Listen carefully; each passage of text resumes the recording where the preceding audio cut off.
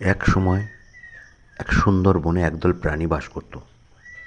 তারা সবাই মিলেমিশে বাস করত, একে অপরকে সাহায্য করত এবং যত্ন করত। একদিন স্বামী নামে একটি ছোট্ট কাঠবিড়ালি বন সম্প্রদায়ের সাথে যোগ দেয়। স্বামী দুষ্ট ছিল এবং তার সহপাঠী প্রাণীদের নিয়ে মজা করতে পছন্দ করত। তিনি তাদের খাবার লুকিয়ে রাখতেন, তাদের লেজে একত্রে বেঁধে রাখতেন এবং তাদের পিছনে তাড়া করতেন। প্রথমে প্রাণীরা হেসেছিল এবং তার ক্রিয়াকলাপ উপভোগ করেছিল, কিন্তু শীঘ্রই তারা ক্লান্ত হতাশ হয়ে পড়েছিল। একদিন স্বামী বেনি খরগোশের সাথে কীভাবে খারাপ প্র্যাঙ্ক খেলেছিল। বেনি হৃদয় ভেঙে পড়েছিল এবং কাঁদতে কাঁদতে পালিয়ে গিয়েছিল। অন্যান্য প্রাণীরা স্বামীর ওপর ক্ষিপ্ত হয়েছিল।